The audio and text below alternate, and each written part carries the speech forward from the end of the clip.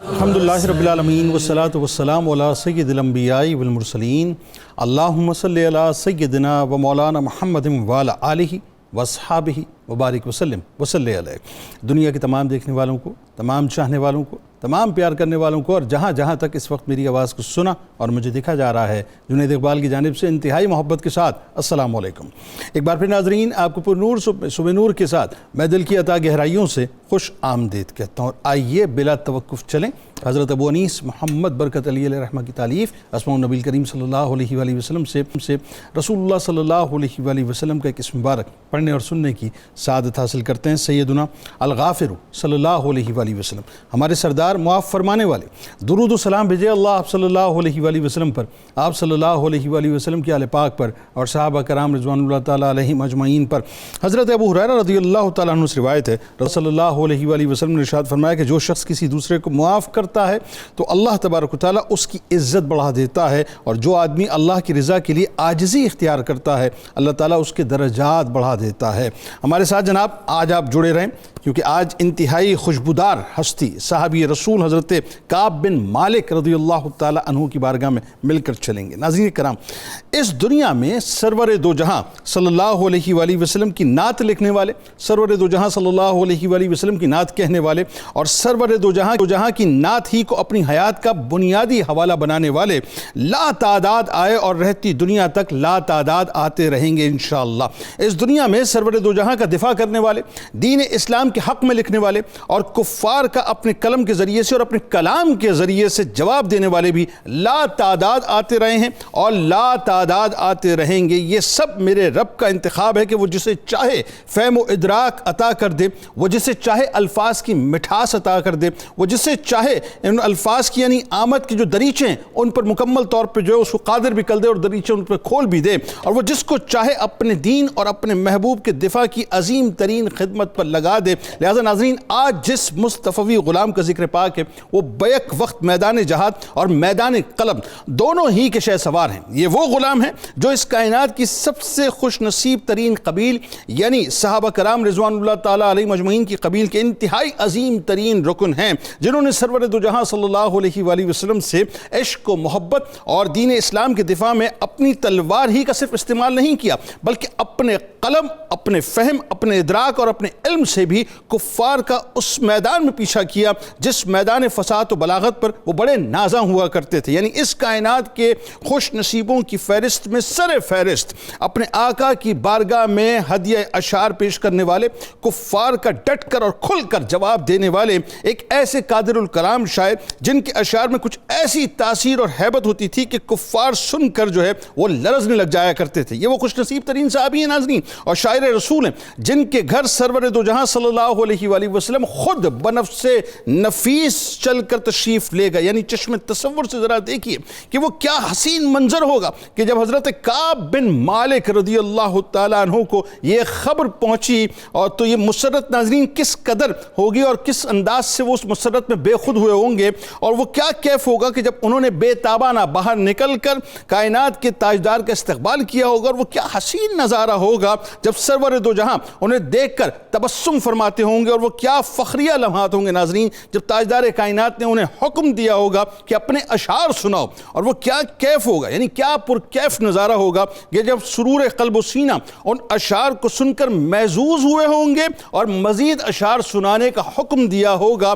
ایسے وقت پر میں قربان ناظرین، ایسے وقت پر میرے ماں باپ قربان، ایسے وقت پر میری آل اولاد قربان کہ دنیا کا ہر نعت گو شاعر بس یہی چاہتا ہے کہ اس بارگاہ میں میری لکھی ہوئی اور کہی ہوئی نعت پڑھی جائے، اس بارگاہ میں میری نعت سنی جائے، اس بارگاہ میں میری نعت کو قبولیت کی سند مل جائے۔ تو ذرا تصور تو کیجئے ناظرین کہ جنہیں براہ راست سرور دو جہاں صلی اللہ علیہ وآلہ وسلم سنیں اور ان کے اشعار سننے کا باقاعدہ جو ہے وہ اہتمام فرمائیں اور انہیں حکم دیں اور اپنی بارگاہ سے مقبولیت کی سند بھی عطا فرمائیں، مقام اور مرتبے میں حضرت کعب بن مالک رضی اللہ تعالیٰ عنہ پھر کہاں پہ ہوں گے؟ ناظرین کرام، حضرت کعب رضی اللہ تعالیٰ عنہ وہ خوش نصیب ترین صحابی ہیں جنہوں نے اسلام کو اور اپنے آقا و مولا صلی اللہ علیہ وآلہ وسلم کا اپنی تلوار اور اپنے قلم دونوں ہی سے دفاع کیا۔ یعنی زمانہ اسلام میں ان دو انصاری صحابہ یعنی حضرت حسان بن ثابت اور حضرت عبداللہ ابن رواحہ رضی اللہ تعالیٰ عنہما کے درمیان تیسرے آپ ہیں جنہوں نے مشرکین کی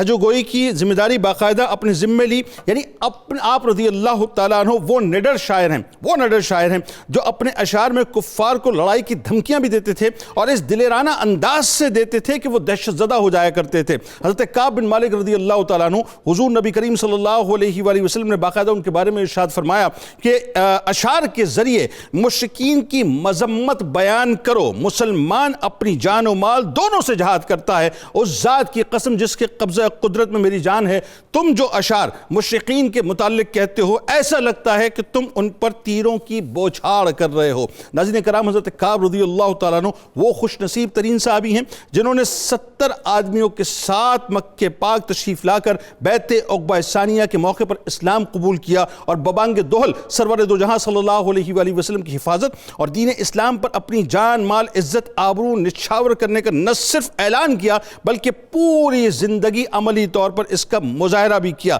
صرف غزوہ بدر اور تبوک کے موقع پہ سرکار کے ہم رکاب نہ تھے بلکہ ساری ہی غزوات میں جو ہے اپنی جان نچھاور کرنے کو تیار تھے. بس یوں کہہ لیجئے صاحب کہ اللہ تبارک و تعالیٰ نے آپ کو وہ مقام عطا کیا کہ رہتی دنیا تک یہ آپ ہی کا خاصہ رہے گا. آغاز کرتے ہیں. ہمارے ساتھ جو شخصیات موجود ہیں یقیناً کسی تعارف کی محتاج نہیں. شخصیت ممتاز عالم دین جناب مفتی ارشاد حسین سعیدی صاحب تشریف فرما ہیں. دوسری شخصیت ممتاز عالم دین جناب علامہ بدرالزماں قادری صاحب تشریف فرما ہیں. اور تیسری شخصیت ممتاز عالم دین جناب پروفیسر بشارت صدیق ہزاروی صاحب تشریف فرما ہیں. تینوں احباب کو السلام علیکم، خوش آمدید. اور آخر میں ملک معروف شناخت جناب محمد شاہزیب جاوید گنجیالوی صاحب منقبت کا نذرانہ پیش فرمائیں گے. اچھا جی، اب آغاز کرتے ہیں. اور ظاہر ہے آج ایک ایسی ہستی، ایک ایسی قبیل کہ جن کا تذکرہ ہی بڑا خوشبودار ہے اور کیا اللہ تبارک و تعالیٰ نے مقام عطا کیا. پہلے تو ایک مطلقاً آپ کی شخصیت کا تعارف حضرت کعب بن مالک رضی اللہ تعالیٰ عنہ کا، اور خاص طور پہ آپ کی جو قبیلہ ہے اس کے بارے میں بھی ضرور ہمیں بتائیے. اور ایک جو موقع ہے بیعت عقبہ ثانیہ کا، بڑا وہ کمال اور بڑا دل افروز اور بڑا ایمان افروز موقع ہے، تو اس میں ظاہر ہے آپ کی موجودگی نظر آتی ہے. اور اس موقع پہ جو انصاریوں نے خاص طور پہ، یہ بھی ایک وہ کمٹمنٹ تھی جس کا پاس جو ہے وہ زندگی بھر انصاریوں نے رکھا کہ جو جان نثاری کا اعلان کیا جس جذبے کے ساتھ کیا. بتائیے ذرا. سبحان اللہ. دیکھیے کہ جب ہم صحابہ کرام کی بات کرتے ہیں، ایک بات تو طے ہے کہ جب ہم کسی ایک صحابی کی فضیلت اور عظمت کو بیان کر رہے ہوتے ہیں تو ایک تو ان صحابہ کرام کی تمام امت پر فضیلت ہے، مگر بنیادی طور پر صحابہ کرام کا تقابل ما بین الصحابہ ہوتا ہے. جب ہم کہتے ہیں کہ یہ جلیل القدر صحابی ہیں، یہ بہت بڑے صحابی ہیں، یہ بہت بڑی عظمت والے ہیں، تو اس کا مطلب یہ ہے کہ امت سے تو سارے ہی بڑے ہیں. جتنے بھی صحابہ کرام ہیں امت پر تو ان کو فضیلت حاصل ہے، مگر ان کے مابین جو امتیازی خصائص ہوئے، جو عظمتیں ہوئیں، جو شانیں ہوئیں، پھر ان کا تذکرہ ہم کر رہے ہوتے ہیں. تو اسی طرح حضرت کعب بن مالک رضی اللہ تعالیٰ عنہ بڑے جلیل القدر صحابی ہیں، اور آپ کو اللہ تعالیٰ نے اتنی خاصیتیں اور اتنی عظمتیں اور اتنی امتیازی مقامات عطا فرمائے کہ جو ہمیں صحابہ کرام کے صف میں کھڑے ہو کر کے انہیں دیکھتے ہیں تو بہت نمایاں نظر آتے ہیں. آپ کا تعلق جو مدینہ منورہ میں بنیادی طور پر دو قبیلے تھے، اوس اور خزرج. تو خزرج کے قبیلے کی آگے جو برانچز تھیں، مختلف شاخیں تھیں، ان میں سے بنو سلمہ سے آپ کا تعلق ہے حضرت کعب بن مالک کا. اور آپ کو یہ اعزاز حاصل ہوتا ہے کہ آپ بیعت عقبہ ثانیہ میں شریک ہوتے ہیں، مگر اس سے قبل میں چاہتا ہوں کہ آپ کے نسب مبارک کو پڑھ دیا جائے حصول برکت کے لیے. تو بنو سلمہ سے آپ کا تعلق ہے، اور آپ کا اسم گرامی کعب، اور آپ کی کنیت مبارکہ ابو عبداللہ، اور آپ کے والد گرامی مالک، اور پھر سلسلہ نسب یوں چلتا ہے کہ کعب بن مالک بن ابی کعب، عامر بن قیس بن سواد بن منعم بن کعب بن مسلمہ بن سعد بن علی بن اسد بن سارہ بن حشم بن خزرج. تو خزرج قبیلے سے آپ کا تعلق ہے. اور اسی طرح آپ کی والدہ لیلہ بنت زید بن ثعلبہ ہیں، وہ بھی بنو سلمہ سے تھیں. تو گویا بنو سلمہ کے اندر آپ کا ایک بڑا نمایاں اور مقام ہے، اور بنو خزرج کی پھر جتنی خدمات ہیں اور جتنی اسلام کے لیے خدمات ہیں وہ کوئی ڈھکی چھپی بات نہیں ہے. اب آپ اسلام قبول فرماتے ہیں بیعت عقبہ ثانیہ کے موقع پر، اور گویا کہ آقا علیہ الصلوۃ والسلام کے ہجرت فرمانے سے پہلے آپ کو اعزاز حاصل ہوتا ہے کلمہ پڑھنے کا اور آقا علیہ السلام پر ایمان لانے کا. بلکہ آپ یوں کہیے کہ آقا علیہ الصلوۃ والسلام کی ہجرت کے اسباب میں بھی بیعت عقبہ اولیٰ اور بیعت عقبہ ثانیہ اس کا بنیادی کردار ہے کہ صحابہ کرام جنہوں نے کلمہ پڑھا اور پھر دعوت دی آقا علیہ الصلوۃ والسلام کو کہ آپ مدینہ منورہ تشریف لائیں۔ اچھا، ایک بات یہاں پر میں یہ عرض کرنا چاہتا ہوں کہ جب ہم بیعت عقبہ ثانیہ کے اندر شریک ہونے والے صحابہ کرام کے عدد کو پڑھتے ہیں تو وہ ہمیں مختلف روایات میں تھوڑا سا مختلف ملتا ہے۔ اس میں زیادہ سے زیادہ عدد بیان ہوا ہے 73 کا، اور کم سے کم عدد بیان ہوا ہے 68 کا، 68 کا۔ اور اس کی جو بنیادی وجہ مورخین اور محدثین نے بیان کی وہ یہ ہے کہ چونکہ کچھ صحابہ کرام وہ تھے جو بیعت عقبہ اولیٰ کے اندر شریک ہو چکے تھے اور اگلے سال بیعت عقبہ ثانیہ میں بھی شریک تھے، لہٰذا کچھ مورخین نے ان کے نام ریپیٹ کر دیے، اس کے اندر دوبارہ سے لکھ دیے، اور کچھ نے ان کو شامل نہیں کیا کیونکہ وہ پہلے سے بیعت عقبہ اولیٰ کے اندر شامل تھے، تو یہ اس وجہ سے عدد کا بھی فرق آتا ہے۔ اچھا، پھر یہ 73 صحابہ کرام جب بیٹھے ہیں آقا علیہ الصلوۃ والسلام کے سامنے اور آپ کو دعوت دے رہے ہیں کہ یا رسول اللہ صلی اللہ علیہ وسلم آپ مدینہ تشریف لائیے، آپ ہمارے ہاں تشریف لائیے، اور وہ اپنی دعوت پیش کرتے ہیں، گویا کہ آقا علیہ الصلوۃ والسلام سے محبت کا اظہار بھی کر رہے ہیں، مگر حضرت عباس، اچھا اس وقت تک آپ نے کلمہ نہیں پڑھا تھا کیونکہ وہ تو بدر کا واقعہ بھی ہے، پھر بعد میں آپ نے کلمہ پڑھا، تو حضرت عباس، اور ایک روایت یہ بھی آتی ہے کہ آپ نے اپنے ایمان جو چھپا کے رکھا تھا، وہ مصطفی انٹیلیجنس کے طور پہ جو ہے کام کر رہے تھے خاموشی کے۔ ہاں دیکھیے یہ باتیں بھی بالکل ہیں، اور حسن ظن تو یوں رکھنا چاہیے کہ کیونکہ آقا علیہ الصلوۃ والسلام کو جب بچپن سے دیکھ رہے تھے تو معجزات بھی دیکھ رہے تھے، امتیازات بھی دیکھ رہے تھے، ساری باتیں دیکھ رہے تھے، تو ظاہراً آپ نے کلمہ پڑھا پھر بدر کے بعد، تو پھر انہوں نے ان سے مخاطب ہو کر کہا، اور یہ جو بات آپ کر رہے ہیں اسی کی تائید اس سے بھی ہوتی ہے کہ دیکھیے وہ ہر لمحہ آقا علیہ الصلوۃ والسلام کے ساتھ ہیں۔ آقا علیہ السلام تو وہاں گئے ہوئے ہیں ترویج دین کے لیے اور ابلاغ دین کے لیے، تو حضرت عباس رضی اللہ تعالیٰ عنہ وہاں کیا کر رہے تھے؟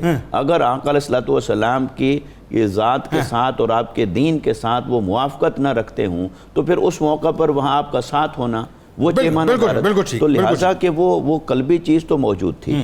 تو پھر آپ کہتے ہیں آپ کو معلوم، وہ ان سے بیعت عقبہ ثانیہ میں جتنے انصار صحابہ کرام شریک ہیں ان سے کہتے ہیں تمہیں معلوم ہے یہ کیا کرنے جا رہے ہو، کن کو دعوت دے رہے ہو اور کس قیمت پر دعوت دی جا رہی ہے اور اس کے نتائج اور اثرات کیا ہوں گے؟ تو پھر صحابہ کرام نے بڑے جرأت کے اور قربانی کے اور جانثاری کے اظہار فرمائے۔ ان میں حضرت براء بن عازب ان کا نام آتا ہے، سب سے پہلے وہ بولے، انہوں نے عرض کی کہ ہم تلواروں کے سائے کے نیچے پڑے ہیں، ہم تو اپنی جانیں قربان کر رہے ہیں آقا علیہ الصلوۃ والسلام کے لیے۔ اچھا پھر بڑی ایک دلچسپ بات آتی ہے، ایک صحابی اس موقع پر یہ بھی کہتے ہیں کہ یا رسول اللہ صلی اللہ علیہ وسلم پھر جب اللہ آپ کو فتح یاب فرمائے تو کہیں آپ واپس تو تشریف نہیں لے جائیں گے۔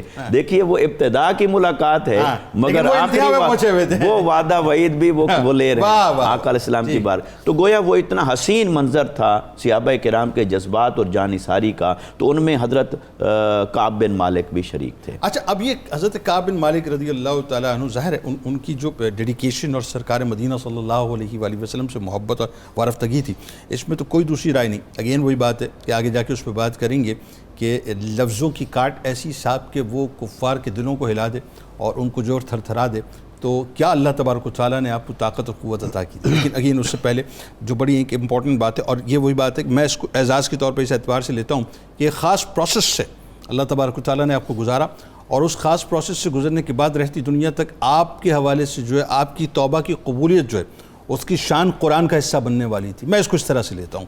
تو حضرت کعب بن مالک رضی اللہ تعالیٰ عنہ، ظاہر غزوہ تبوک میں آپ شریک نہیں ہو پائے، اور اللہ اور اس کے رسول صلی اللہ علیہ وآلہ وسلم کا ایک خاص مزاج آپ کے حوالے سے جو ہے سامنے آیا۔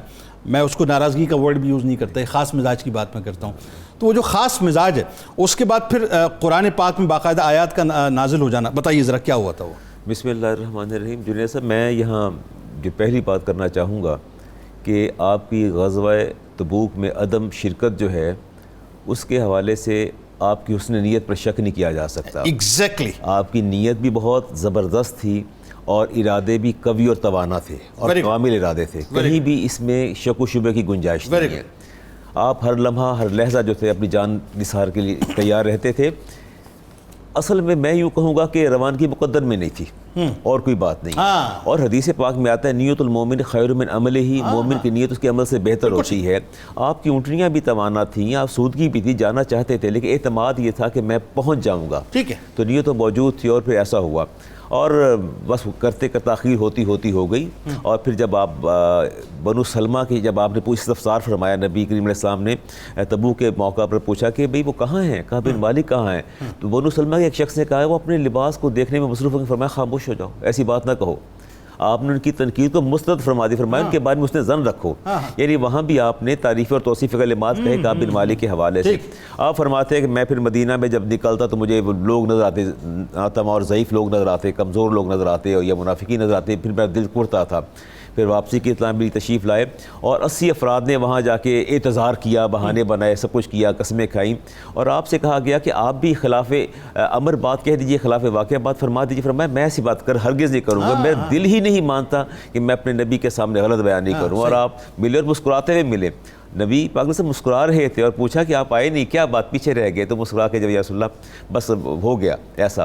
تو اس کے باوجود پھر آپ نے جب ان سے مطلب قطع کلام فرمایا اور کچھ عرصے کے لیے، لیکن اس کے باوجود دیکھیے کہ آپ فرماتے ہیں کہ میں نماز کے لیے جاتا تھا اور میں کنکھیوں سے آپ کی ذات کو دیکھتا رہتا تھا، اور جب میں دیکھتا اور آپ بھی مجھے دیکھتے رہتے تھے. لیکن جیسے آنکھیں میں دو ہوتی، چار ہوتی تو ایک دم سرکار. اس کا مطلب ہے کہ دل کے اندر، خون کے اندر محبت موجود تھی دونوں طرف سے، کہیں ایسا اس میں نہیں تھا. لیکن میں سمجھتا ہوں کہ بسا اوقات ایسا ہوتا ہے کہ بظاہر جو تکالیف اور یہ ناکامیاں ہوتی ہیں، آنے والی لامبتراہی کامیابیوں کے پیش خیمہ ہوتی ہیں. اچھا 3 صحابہ تھے نا، 3 صحابہ تھے جن میں حضرت مرارہ بن ربیعہ، ہلال بن امیہ 3 تھے نا. کہتے ہیں جب مجھے ان 2 کا پتہ چلا تو میرے دل کو ڈھارس بندھی کہ چلے 2 یہ بھی میرے ساتھ. حضرت ہلال بھی تھے، ہلال بھی اس میں ساتھ تھے. وہ تو میں ضعیف العمر تھے، ضعیف العمر تھے بہت. تو فرماتے پھر، لیکن آپ یہاں ایک اور بات دیکھیے نا کہ جب غسان کے بادشاہ نے آپ کو خط لکھا کہ آپ کے صاحب، یہ بڑا امتحانی مرحلہ تھا، بڑا امتحانی مرحلہ تھا. اور فرمایا کہ خط لکھا مجھے اور دعوت دی کہ آ جاؤ کہ تمہارے ساتھ تم اس قابل نہیں کہ زیادتی کی جائے، تو زیادتی ہو رہی ہے. تو آپ نے خط کو باقاعدہ جلا کے راکھ کر دیا. فرمایا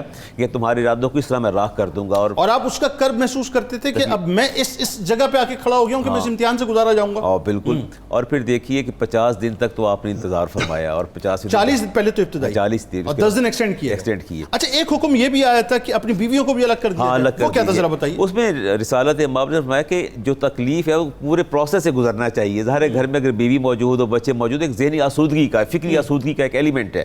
گھر اہل و عیال کا. فرمایا اپنی بیویوں کو اپنے سے دور رہیے. اور آپ نے اپنی زوجہ کو اپنے میکے بھیج دیا. فرمایا نہیں آپ یہاں مت رہیے. آپ دیکھیے اتباع اور اطاعت کس درجے کی ہے، کس درجے کی اتباع اور اطاعت ہے اور فکر مندی تھی. ہلال بن امیہ کی زوجہ نے جا کر کہا یا رسول اللہ میں بہت ضعیف ہیں، بہت ضعیف ہیں، تو مجھے اجازت دیجیے تاکہ میں ان کی خدمت کر سکوں.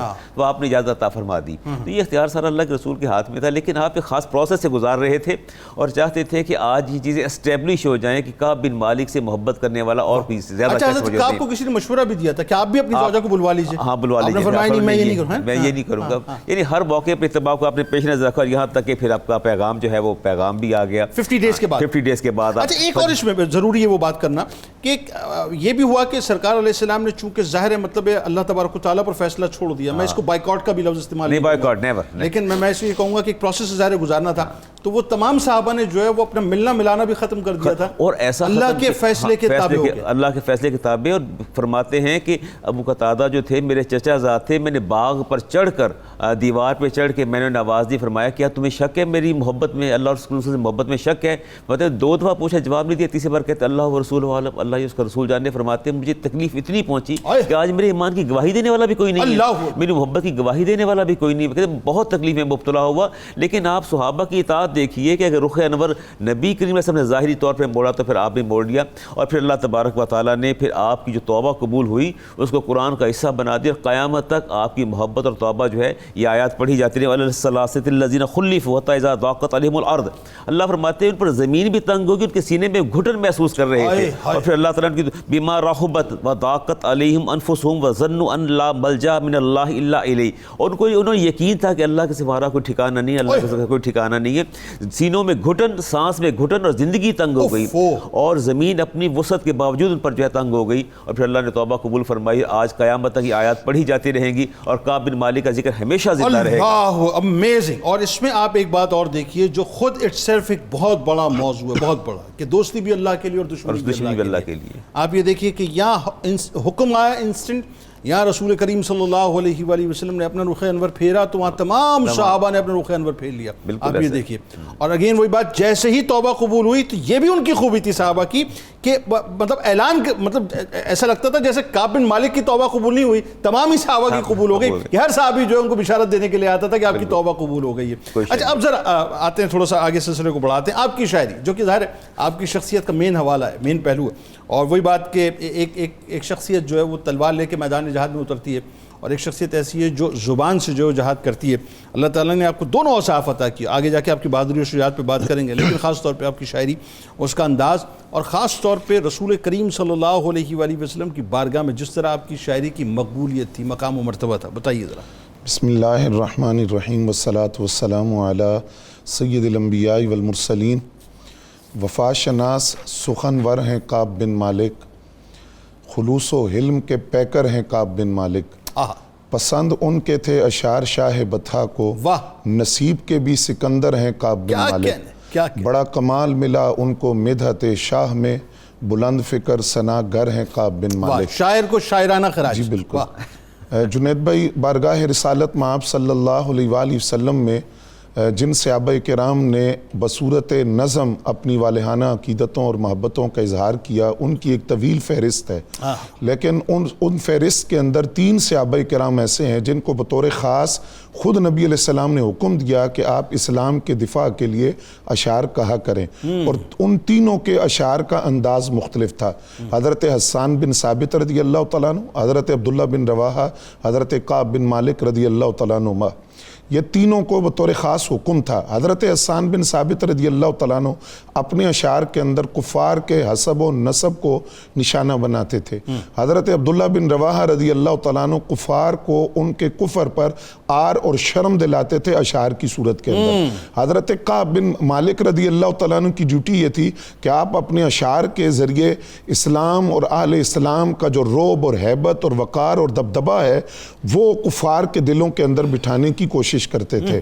اور حضرت کعب بن مالک رضی اللہ تعالیٰ عنہ کے جو اشعار تھے، جس طرح خود نبی علیہ السلام نے ارشاد فرمایا، برا بن عازب رضی اللہ تعالیٰ عنہ فرماتے ہیں کہ یہ نبی علیہ السلام کی خدمت میں حاضر ہوئے تو اسی وقت اطلاع ملی کہ کفار اشعار کی صورت میں نبی علیہ السلام کی ہجو کر رہے ہیں۔ تو اس پر سب سے پہلے حضرت عبداللہ بن رواحہ اٹھ کے کھڑے ہوئے، حضور آپ مجھے اجازت دیں میں ان کو جواب دیتا ہوں۔ نبی علیہ السلام نے فرمایا وہ شعر آپ نے کہا ہے جس میں آپ نے کہا تھا کہ اللہ آپ کو ثابت قدم رکھے؟ تو عرض کیا حضور واقعی وہ شعر میں نے کہا ہے۔ آپ بیٹھ گئے، پھر حضرت کعب بن مالک اٹھ کر کھڑے ہوئے، نبی علیہ السلام نے فرمایا ہمت والا شعر آپ نے کہا ہے؟ عرض کیا حضور میں نے کہا ہے۔ وہ شعر پھر نبی علیہ السلام کو سنایا۔ پھر حضرت حسان بن ثابت رضی اللہ تعالیٰ عنہ اٹھ کے کھڑے ہوئے، حضور آپ مجھے اجازت دیں جو کفار آپ کے بارے میں شعر کہتے ہیں ان کا جواب میں دیتا ہوں۔ تو فرمایا کہ جبریل امین کے ذریعے تمہاری مدد کی جاتی ہے۔ تو یہ 3 صحابہ تھے جو بطور خاص نبی علیہ السلام کی بارگاہ ناز کے اندر بطور نظم خراج عقیدت پیش کرتے تھے، اور حکم تھا کہ تم اپنے اشعار کے ذریعے اسلام کا دفاع کیا کرو۔ حضرت کعب بن مالک رضی اللہ تعالیٰ عنہ نبی علیہ السلام کی خدمت میں حاضر ہوئے، اور آپ نے سوال کیا کہ حضور شعر کہنے کی اجازت ہے، اشعار میں کہہ سکتا ہوں؟ تو آپ نے فرمایا بالکل، کیونکہ جو بندہ مومن ہے وہ اپنے مال کے ذریعے بھی جہاد کرتا ہے، اپنی جان یعنی زبان کے ذریعے بھی جہاد کرتا ہے، اور قسم اس ذات کی جس کے قبضہ قدرت میں مجھ محمد کی جان ہے، تمہارے کہے ہوئے اشعار نیزوں اور تیروں سے بھی زیادہ جا کر کفار پر برستے ہیں اور ان کے دلوں میں پیوست ہوتے ہیں۔ اچھا، امام ابن سیرین فرماتے ہیں کہ جس وقت طائف کا محاصرہ تھا، آقا کریم صلی اللہ علیہ وسلم وہاں موجود تھے، آپ کے پہلو میں یہی حضرت کعب بن مالک کھڑے تھے۔ تو نبی علیہ السلام نے ان کو حکم دیا کہ آپ کچھ اشعار کہیں، تو انہوں نے ایک پورا قصیدہ نبی علیہ السلام کی خدمت میں عرض کیا، پورا قصیدہ پڑھا، اور جب انہوں نے وہ اشعار پڑھ لیے تو ان کو نبی علیہ السلام نے بطور خاص یہ جملہ فرمایا کہ کعب بن مالک تمہارے جو اشعار ہیں وہ تیروں اور نیزوں کی طرح جا کر کافروں کے دلوں میں لگے ہیں، اور تیروں اور نیزوں سے زیادہ تکلیف تمہارے اشعار کی وجہ سے کفار کو ہوئی ہے۔ یہ طائف کے محاصرے کے موقع پر، یعنی بالکل اواخیر کا دور ہے یہ سرکار علیہ السلام کی پردہ فرمانے سے۔ بالکل۔ اچھا، دوسرا منظر یہ ہے کہ حضرت کعب بن مالک رضی اللہ تعالیٰ عنہ بلا مبالغہ آپ کے جو اشعار تھے انہوں نے اسلام کو ایک قوت دی، وہ اسلام کی تقویت کا باعث بنے، اور دائرہ اسلام کے اندر داخل ہونے والوں میں جو وسعت ہے ان میں بھی ان اشعار کا بڑا دخل ہے. یہ تیروں سے بھی زیادہ مضبوط تھے اور نیزوں سے زیادہ سخت اشعار تھے. مثلا حضرت امام ابن سیرین فرماتے ہیں کہ قبیلہ دوست جو اسلام لایا تو اس کے اسلام لانے کے اندر حضرت کعب بن مالک کے اشعار کا بڑا دخل تھا. ان کے 2 شعر تھے جن 2 شعروں کی وجہ سے پورا قبیلہ دوست دائرہ اسلام میں داخل ہوا. اور یہ قبیلہ دوست جو ہے یہ سیدنا ابو ہریرہ رضی اللہ تعالیٰ عنہ کا قبیلہ ہے. حضرت طفیل دوسی رحمۃ اللہ رضی اللہ تعالیٰ عنہ. جی بالکل ان کا قبیلہ ہے. وہ 2 شعر کیا تھے؟ آپ نے ان کے سامنے یہ 2 شعر پڑھے قبیلہ دوست کے سامنے کہ ہم نے خیبر اور تہامہ سے ہر شک کو دور کر دیا. ہم نے تلواریں جمع کی. ہم نے تلواروں کو اختیار دیا کہ اگر وہ تلواریں بول سکیں تو ان کی کاٹ قبیلہ دوست اور سکیف ہے. جب قبیلہ دوست نے یہ شعر سنے تو انہوں نے فوراً کہا کہ بہتر ہے کہ ہم مسلمان ہو جائیں ورنہ ہمارا حال بھی وہ نہ ہو جو قبیلہ سکیف کا تھا. تو حضرت کعب بن مالک کے شعر سن کر یہ دائرہ اسلام میں داخل ہوئے. یہی حضرت کعب بن مالک تھے، حسان بن ثابت، عبداللہ بن رواحہ، تینوں نبی علیہ السلام کے پاس آئے کہ قرآن تو کہتا ہے کہ شعراء کی پیروی بہکے ہوئے لوگ کرتے، روتے ہوئے آئے.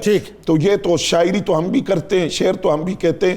آپ نے فرمایا پریشان نہ ہو، تمہارے لیے اگلی آیت ہے جس آیت میں اللہ فرماتا ہے مگر وہ لوگ جو ایمان لائے اور جنہیں عمل صالح کیا اور ظالموں کے ظلم کا بدلہ وہ شعر کی صورت میں دیتے ہیں، تم پریشان نہ ہو. تو تمہاری تو تحسین خود رب نے فرمائی ہے اور قرآن کی آیات کے اندر اللہ نے تمہاری تحسین فرمائی ہے کہ تم اسلام کے دفاع کے لیے اشعار کہتے. واہ، اس کا مطلب یہ ہوا صاحب کہ صرف اچھے اور میٹھے کرداری سے اپنی آئی ڈی کو نہیں منوایا جاتا، اپنی آئیڈینٹی کو نہیں منوایا جاتا، یا اپنی پوزیشن کو یا اپنی ایگزسٹنس کو نہیں منوایا جاتا، یا یوں کہہ لیجئے کہ اپنے پیغام کو نہیں پہنچایا جاتا.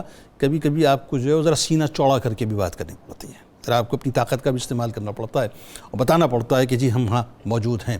آج سب سے بڑا امت کا مسئلہ یہی ہے صاحب. اور اس وقت دیکھ لیجئے، میں آگے جا کے انشاءاللہ بات کروں گا آخر میں اسرائیل کے موضوع پہ، کہ امت کا سب سے بڑا مسئلہ یہی ہے کہ صاحب ہم اپنی ایگزسٹنس کو سمجھ نہیں رہے، اور جس انداز سے اب طاغوت ہمارے خلاف کھڑا ہو چکا ہے ہم اندازہ ہی نہیں کر پا رہے کہ صورتحال کہاں چلی گئی ہے. درود پاک سرکار کی بارگاہ میں، ان کی آل کی بارگاہ میں پیش کیجئے. لوٹ کے آپ کو بتائیں گے یہ تو ایک پہلو ہے نا آپ کی ہستی کا، حضرت کعب بن مالک رضی اللہ تعالیٰ عنہ کا، کہ آپ اپنے قلم کے ذریعے سے، اپنی زبان کے ذریعے سے کس انداز سے سرور دو جہاں صلی اللہ علیہ وآلہ وسلم کی ثنا اور توصیف پیش کرتے تھے اور کفار کے سامنے کھڑے ہو کے ان کو جو ہے باقاعدہ لرزا دیا کرتے تھے. ایک آپ کی شخصیت کا اور پہلو ہے کہ پریکٹیکلی آپ میدان جہاد میں جب تلوار لے کے اترتے تھے تو کیسے اترتے تھے. درود پاک پیش کیجئے.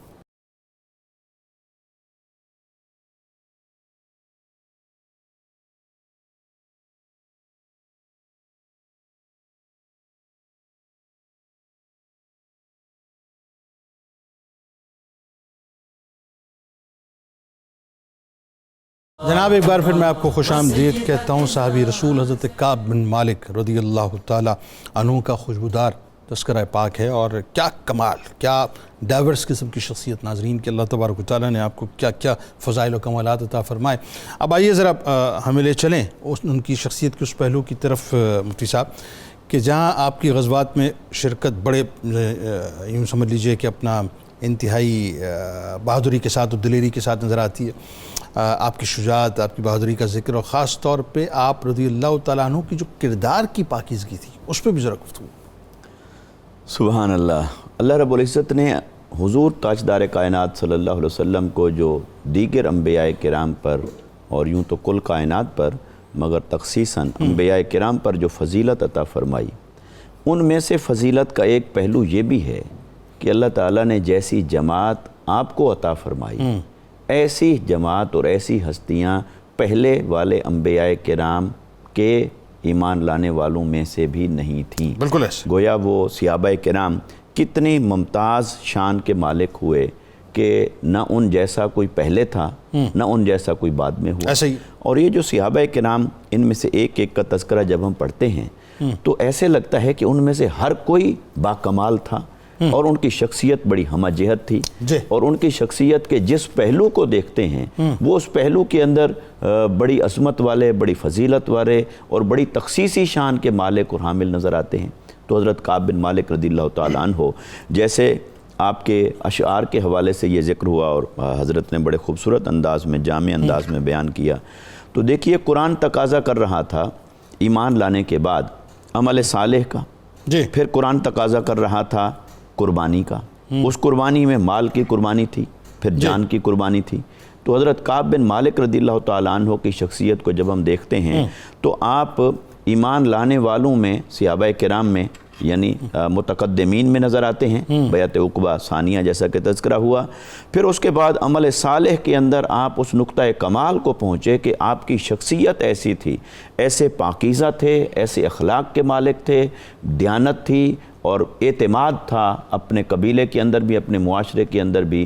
یہی وجہ تھی کہ جب غزوہ تبوک کے موقع پر آپ باوجود شرکت نہ فرما سکے اور آپ کے بارے میں جب استفسار ہوا تو آپ کے قبیلے کے اور بہت سارے لوگوں نے یہ گواہی دی کہ ہم نے ان کے اندر کوئی عیب نہیں دیکھا، ہم نے ان کے اندر کوئی کمی نہیں دیکھی. حالانکہ تو دیکھیے کہ ایسا موقع تو عام طور پر اگر ہم اپنی مجالس کی بات کریں تو ایسا موقع تو ہوتا ہے بھی اگر کسی کے اوپر کوئی مشکل وقت آیا ہوا ہے تو دو چار لگا دیتے ہیں لوگ. بالکل ایسا، لیکن صحابہ کرام تھے، آقا علیہ السلام کے تربیت یافتگان تھے، پھر بھی خاموش بھی تو رہ سکتے تھے مگر وہ خاموش نہ رہ سکے. انہیں جس شے نے بولنے پر مجبور کیا وہ حضرت کعب بن مالک کا کردار تھا، وہ آپ کے کردار کی صداقت اور گواہی تھی. اچھا، اسی طرح آپ نے غزوات کا بھی ذکر کیا تو مال سے قربانی، مال سے جہاد، جان سے جہاد، پھر زبان سے بھی جہاد فرمایا. دیکھیں نا، جان سے جہاد کے جو مواقع ہیں یقیناً یہ ایک بڑا مشکل مرحلہ ہوتا ہے. جہاد بالسیف اور جہاد بالقلم اور جہاد باللسان، تینوں کیا آپ تو جہاد کی بہت ساری جہاد بالعلم بھی کیا آپ نے، روایات بھی ہیں. جہاد تو بنیادی طور پر ہے کہ آپ مشقت اور تکلیف اٹھائیں، اللہ کی راہ میں، دین کے فروغ میں، اشاعت میں تکلیف اٹھائیں. اب وہ تکلیف کبھی مال دے کر، کبھی جان کو میدان میں لا کر، کبھی قلم کے ذریعے، تو یہ ساری سٹرگل ہے. تو یہ سٹرگل آپ نے فرمائی.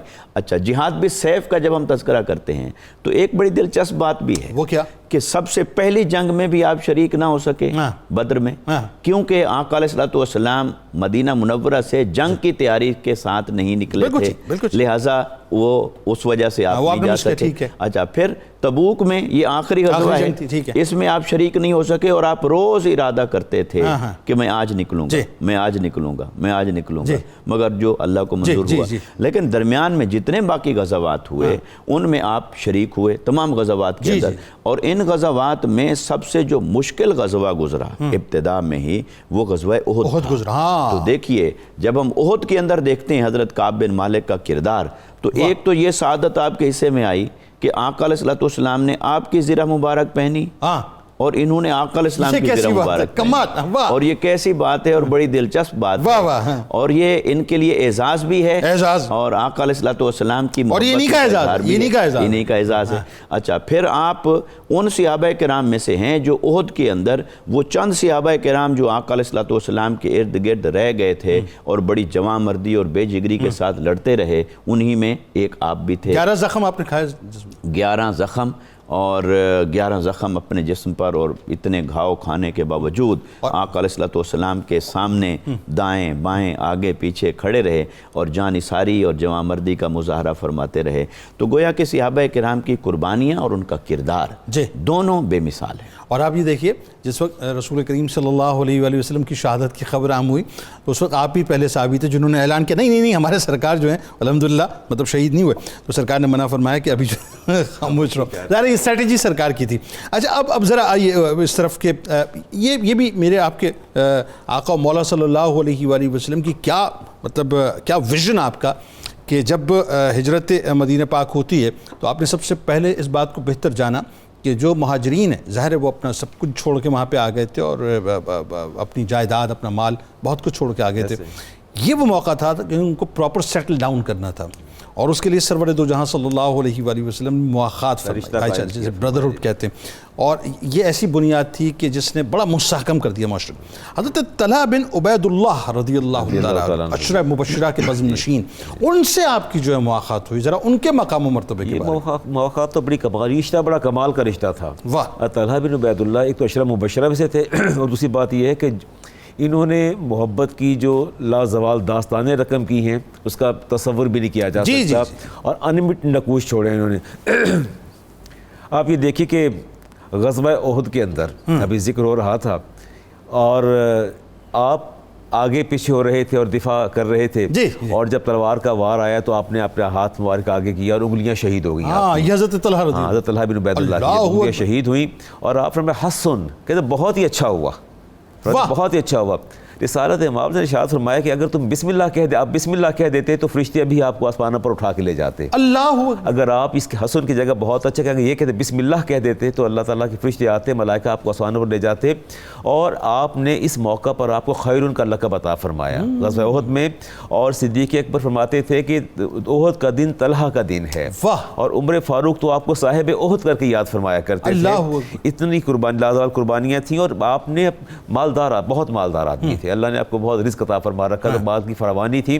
اور آپ نے نظر مان رکھی تھی کہ میں ہمیشہ ساری زندگی جو ہے میں اپنا مال اللہ کی راہ میں خرچ کرتا رہوں گا. اور اللہ تعالیٰ نے سورہ احزاب میں آپ کا بطور خاص ذکر فرمایا رجال صدقوا ما عاہدوا اللہ علیہ فمنہم من نہبہ. کچھ لوگ ایسے بھی ہیں جو اللہ سے عہد کرتے ہیں اور تا دم آخر اس عہد کو پورا کرتے ہیں، نظر کو پورا کرتے ہیں. اور آپ نے اپنی نظر کو پورا فرمایا.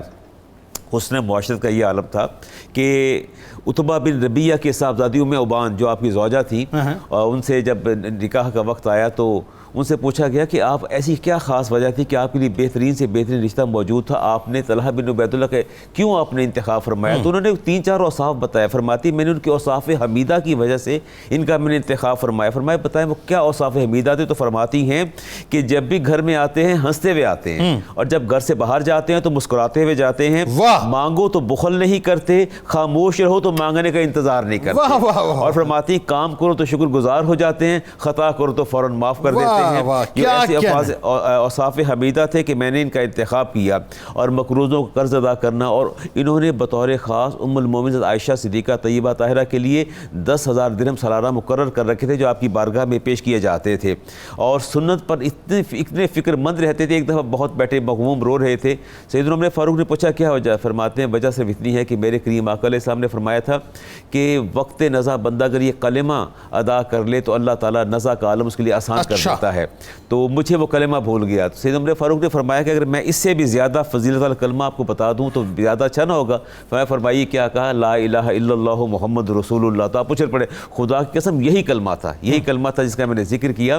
اور مغموم بیٹھے بیگم نے پوچھا زوجہ نے وجہ کہ آپ اتنے پریشان کیوں بیٹھے ہیں؟ تو عرض کرتے کہ بیگم سے کہتے ہیں اپنی زوجہ سے فرماتے ہیں کہ میں اس لیے پریشان ہوں کہ میرے پاس پیسہ بہت اکٹھا ہو گیا ہے. فرماتی پریشانی والی کیا بات ہے، آگے بڑھیے اور اللہ کی راہ میں صدقہ کر دیجیے. 4 لاکھ درہم اسی وقت آپ نے لیا اور سارے غرباء کے 4 لاکھ درہم آپ نے تقسیم کر دی. آسان ہے، آج کیلکولیٹ کریں گے کیلکولیٹر میں نہیں آئیں گے، نہیں سوال ہی پیدا نہیں ہوتا. اور ایک لمحے کے اندر بالکل ایسا ہے، بالکل ایسا ہے. اور یقین جانیے کہ رسالت امام سے اعلان فرمایا کہ 3 مہمان ہیں، کون ان کی مہمان نوازی کرے گا؟ آپ نے ہاتھ کھڑا کیا، تینوں کو آخری وقت تک اپنے ساتھ رکھا. 2 ان میں شہید ہوئے غزوات کے اندر، اور تیسرے کو طبعی موت آئی. اور اس کے بعد ہمیشہ ان کے غم میں روتے رہتے تھے، اتنا انس اور محبت پیدا ہو گئی. ان کو دوبارہ گھر سے مہمانوں کو جانے نہیں دیا آپ نے، اور اپنے پاس رکھا. اللہ تعالیٰ نے آپ کی اعزاز عطا فرمایا. کیا کہنا. اچھا اب یہ تو مواخات کا آپ کا معاملہ ہو. فائنلی حضرت کعب بن مالک رضی اللہ تعالیٰ عنہ، جیسا میں نے آپ کو کہا کہ جہاد بالعلم بھی جو ہے وہ بھی آپ کے حصے میں، آپ کے نصیب میں آیا. اور آپ سے مرویات بھی ہیں، مرویات ذرا سنائیں آپ کی. جنید بھائی 80 کے قریب روایات ہیں آپ سے. 80 کے قریب؟ جی بالکل، مختلف کتب حدیث کے اندر وہ موجود ہیں. ٹھیک ہے. آپ نے خود نبی اکرم صلی اللہ علیہ وآلہ وسلم سے روایت کیا، حضرت اسید بن حدیر سے روایت کیا، اور جنہوں نے آپ سے روایت کیا ان میں حضرت عبداللہ ابن عباس، حضرت جابر بن عبداللہ، ابو امامہ باہلی، اور اس کے علاوہ کئی اکابرین شخصیات شامل ہیں جنہوں نے آپ سے روایت کیا. ان میں سے جو پہلی روایت میں عرض کرنے لگا ہوں اس میں آپ نے آقا کریم صلی اللہ علیہ وآلہ وسلم کے چہرہ انور کی رانائی کو، دلکشی کو، زیبائی کو، حسن کو اور جمال کو بڑے خوبصورت انداز سے بیان کیا. آپ فرماتے ہیں نبی علیہ السلام جب مسرور ہوتے تھے، خوش ہوتے تھے تو آپ کا رخ انور اس طرح چمکنے لگتا تھا کأنَّ وَجْهُ قِطْعَةُ قَمَرٍ. آپ کا چہرہ یوں لگتا تھا جیسے چاند کا ٹکڑا ہوتا ہے. آپ کے چہرہ انور کو دیکھ کر ہم سمجھ جاتے کہ آپ خوش ہیں، مسرور ہیں. آپ کے چہرہ انور سے ہم پہچانتے تھے. تو یہ پہلی روایت. اور دوسری روایت میں فرماتے ہیں نبی علیہ السلام جب سفر سے تشریف لاتے تو آپ مسجد نبوی میں چلے جاتے، وہاں 2 رکعت نماز آپ پڑھتے اور اسی جگہ آپ تشریف فرما ہوتے جہاں آپ نماز ادا فرماتے. صحابہ کرام رضوان اللہ تعالی علیہ مجمعین وہیں حاضر ہو کر نبی علیہ السلام سے سلام کیا کرتے تھے. تیسری روایت کہ نبی اکرم صلی اللہ علیہ وسلم نے فرمایا کہ جو بندہ مومن کی روح ہے، مسلمان کی روح، وہ پرندوں کی شکل کے اندر جنت کے درختوں پر رہتی ہے، یہاں تک کہ قیامت کے دن اللہ تعالیٰ اس روح کو مسلمان کے جسم میں لوٹا دیتا ہے۔ اور یہ نیکوکاروں کی ارواح کی بات ہو رہی ہے؟ جی بالکل بالکل۔ اسی طرح شہداء کے بارے میں بھی موجود ہے۔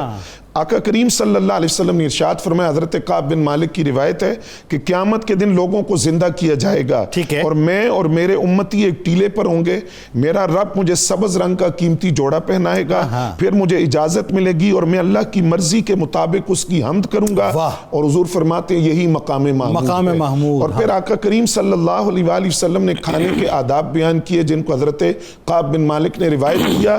وہ فرماتے ہیں کہ ایک مرتبہ میں نے نبی علیہ السلام کے ساتھ کھانا کھایا، آقا کریم صلی اللہ علیہ وسلم جب کھانا کھا چکے تو آپ نے اپنی انگلیوں کو چاٹا، تو یہ کھانے کے ایک ادب آپ نے بیان کیا۔ اسی طرح ایک روایت میں آپ فرماتے ہیں کہ میں ایک مرتبہ کسی شخص سے قرض کا مطالبہ کر رہا تھا، اس نے میرا قرض دینا تھا، میں اس سے قرض مانگ رہا تھا، آقا کریم صلی اللہ علیہ وسلم وہاں سے گزرے تو آپ نے مجھے آواز دے کر کہا کہ اس کو نصف قرض معاف کر دو، آدھا قرض اس کو چھوڑ دو۔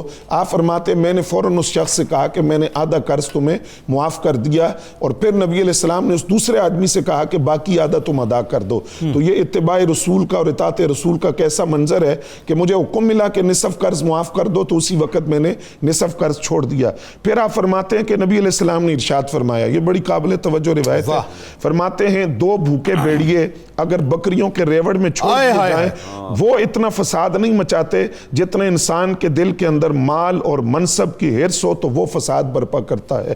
پھر آپ فرماتے ہیں کہ نبی علیہ السلام نے مجھے اور حضرت اوس کو حکم دیا کہ تم یہ منادی کرو کہ جنت میں سوائے مومن کے اور کوئی داخل نہیں ہوگا، اور یہ ندا بھی کرو اور اعلان کرو کہ یوم تشریق کے اندر کھانے پینے کی اجازت ہے اور یہ کھانے پینے کے دن ہے۔ اسی طرح آپ نے تیمارداری کی فضیلت کو بیان کیا۔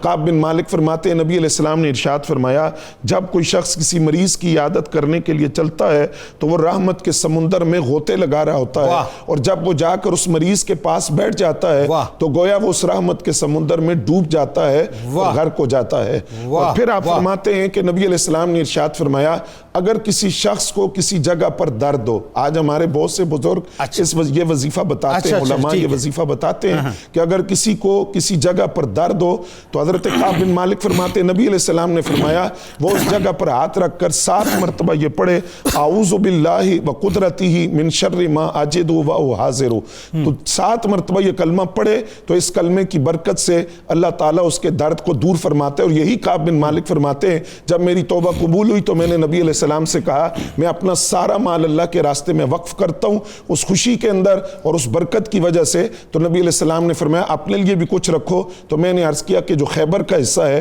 وہ میں اپنے لیے رکھتا ہوں۔ تو ایک طرف آپ کی وہ جہاد بالقلم ہے، دوسری طرف جہاد بالسیف ہے، جہاد باللسان ہے، اور یہ جہاد بالخدمت آپ کی ادمات۔ بہت شکریہ جی، اس دعا کے ساتھ اللہ تعالیٰ کل بروز محشر حضرت کعب بن مالک رضی اللہ تعالیٰ عنہ کا صدقہ سننے والوں اور ذکر کرنے والوں کو عطا فرمائے۔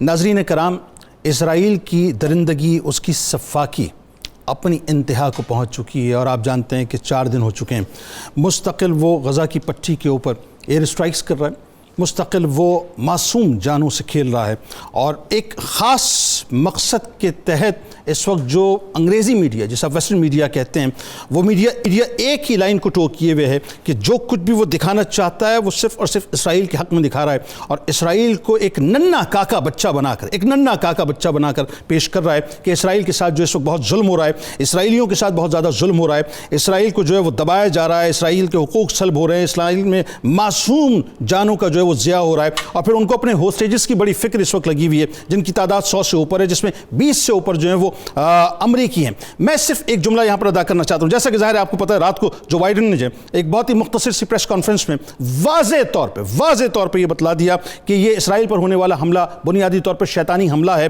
اور امریکہ اسرائیل کے ساتھ کھڑا ہوا ہے، بلکہ اس نے باقاعدہ فنڈز ریز کرنے کے لیے اناؤنسمنٹ بھی کر دی ہے، اور کانگریس سے اس نے کہا کہ میں گزارش کروں گا کہ ان کے لیے فنڈز ریز کیے جائیں تاکہ اس جنگ میں اسرائیل کو کسی قسم کی کوئی کمی نہ آئے۔ اور آپ جانتے ہیں کہ نتنیاہو نے تو پہلے ہی دن باقاعدہ یہ اعلان کر دیا تھا کہ اس کی ابتدا تو حماس نے کی ہے لیکن اس کی انتہا ہم کریں گے، اور وہاں سے یہ آواز اٹھی تھی کہ یہ بنیادی طور پر اسرائیل کے لیے 9/11 سے زیادہ بدترین موقع ہے۔ اب میں صرف ایک بات یہ کہنا چاہتا ہوں صاحب کہ اس وقت جو بھی صورتحال بپا ہوئی ہے، آپ اگر جتنا بھی ویسٹرن میڈیا اس کو دیکھیں تو آپ کو لگے گا کہ اس وقت اسرائیل جو ہے بہت زیادہ مظلوم ہو چکا ہے، اسرائیلیوں کے ساتھ جو ہے وہ انتہائی ظلم کیا جا رہا ہے اور ان کو جو ہے وہ اپنا کہیں کا نہیں چھوڑا گیا، لیکن حقیقت اس سے بالکل مختلف ہے۔ جو کچھ بھی اسرائیل نے 75 برسوں کے اندر بویا ہے، جو کچھ بھی اس نے ظلم و ستم کی انتہا کی ہے، آج بنیادی طور پہ یہ فلسطینیوں کی طرف سے ایک ریٹیلیشن کی صورت میں بات سامنے آئی ہے۔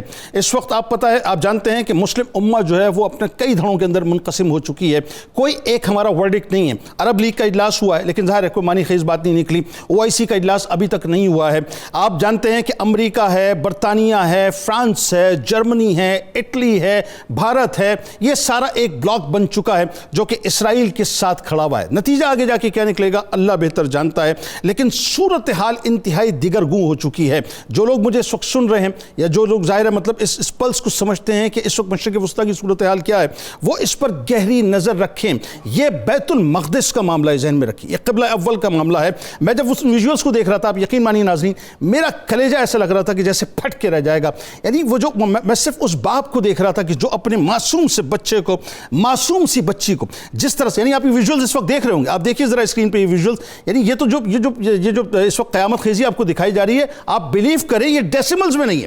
یعنی وہ جو معصوم بچوں کو اپنی گود میں اٹھا کے ماں باپ بھاگ رہے ہیں صاحب، وہ ایسی قیامت خیزی ہے جس کو آپ الفاظ میں بیان نہیں کر سکتے۔ غزہ کی پٹی پہ جس طرح سے اس وقت اسرائیل ظلم و ستم کا بازار گرم کیے ہوئے اور جس طرح سے وہ میزائلز برسا رہا ہے، یعنی اس نے تقریباً کوئی 250-300 ٹارگٹس کے اوپر باقاعدہ راکٹ برسائیں، ملبہ بن چکا ہے، ڈھیر بن چکا ہے ملبے کا، اور صورتحال یہ ہے کہ اندازہ کیا ہی نہیں جا سکتا کہ کتنی جانیں اس وقت ضائع ہوتی ہیں اور شہادت کی جان کتنی جانیں نوش کر چکی ہیں۔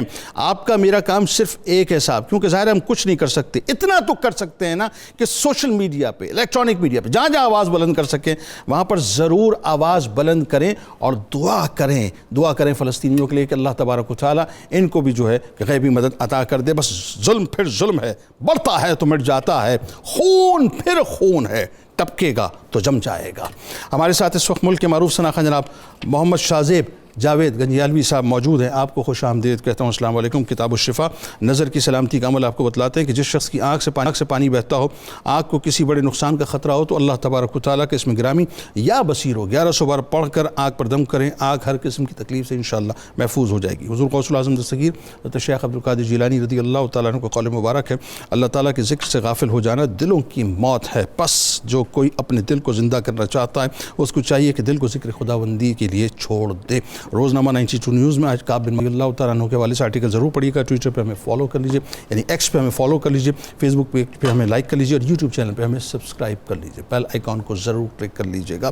آئیے ذرا مل کے تجدید عہد وفا کرتے ہیں۔ لا یؤمن احدکم حتی اکون احب الیہ من والدہ وولدہ والناس اجمعین۔ اللہ تعالیٰ آپ کا، ہمارا، ہم سب کا، پاکستان کا، امت مسلمہ کے لیے دعا کیجئے اور مسجد اقصیٰ کے لیے، بیت المقدس کے لیے، فلسطینیوں کے لیے دعا کیجیے کہ ان کا حامی و ناصر ہو، آمین۔ پاکستان کا مطلب کیا؟ لا الہ الا اللہ محمد رسول اللہ صلی اللہ علیہ وسلم۔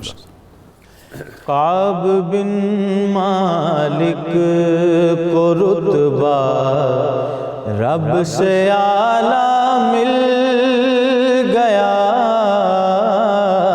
کعب بن مالک کو رتبہ رب سے اعلیٰ مل گیا، کعب بن مالک کو رتبہ رب سے اعلیٰ مل گیا، مدحت سرکار کا عرفہ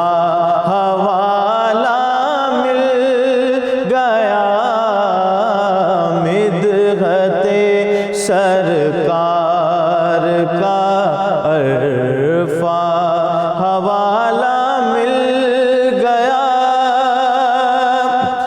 عہد میں ثابت قدم تھے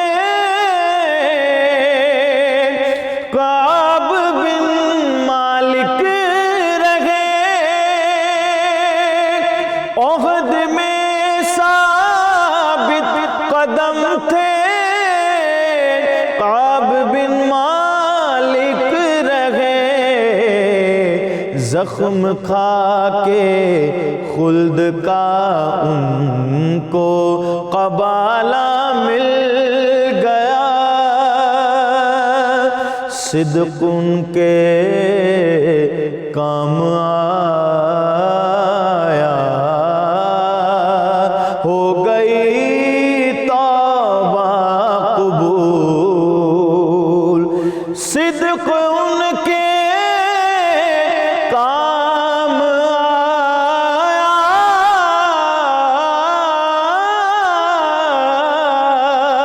ہو گئی توبہ قبول، مصطفیٰ کے ہاتھوں بخشش کا پیالہ مل گیا، مدحت سرکار کا عرفہ حوالہ مل گیا، ساجد ان کے جذبہ صدق و صفا کو ہو سلام،